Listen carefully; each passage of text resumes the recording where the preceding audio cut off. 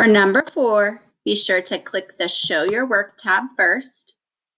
Listen to the audio of me reading the question for you. And then you're going to use the tools to set up the table and show your thinking.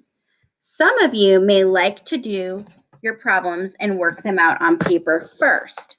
That's okay. I'll go ahead and show you how you might set up your problem that way.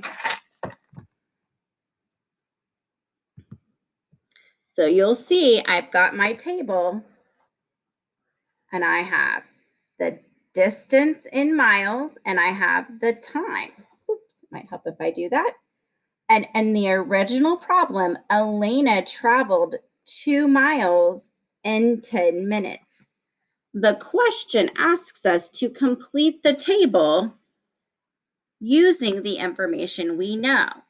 So if she were going 2 miles in 10 minutes, and we now know she went only 1 mile, how much time would that take her? So I want to remind you about those relationships. Remember, when we're in increasing relationships, we're going to multiply by a number, right? When we're increasing, we're multiplying. And a decreasing relationship is a division relationship, right? We're getting smaller, we're going to divide, okay?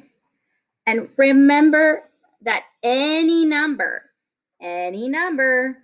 whole number divided by itself, right, is going to equal 1. So what am I going to divide by 2 by to get to 1? And whatever I divide 2 by to get to 1, I have to do the same thing on this side, okay? I'm not going to tell you what that is because you should know I just told you there. Then I can use that information to think about, oh, now I'm going from 1 to 5.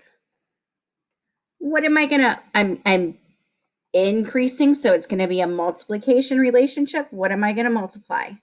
And if I do it to this side, I have to multiply that same thing by this side, okay? And you'll be able to fill these in. What you'll need to do on your own paper, or I should say in the formative, is show those relationships by using the scribble tool, right? I want to see if I'm going from 2 to 1, and you know you have to divide by a number, right? I want to see what you're dividing by. I want to see. Okay, I'm going to divide by that. I'm going to use the scribble tool to do that. Then I'm going to click on that T tool, and I'm going to type my answer here. What did I get for that, right? But I'm not finished yet. I still have to figure out. Once I figure that out, then I know that I can take 1 and multiply it by a number to get to 5, right? Whatever I multiply that by, I'm going to multiply this unknown number by, right? And then I have to think about the relationships, right? Can I go from this number right here and get to 40 in some way? Can I do that? If I can, then I need to show that, okay? And maybe I need to think about, is there a number? What's this relationship between 40 and this number? Am I going to divide by a number to get from 40? And then what would I multiply by?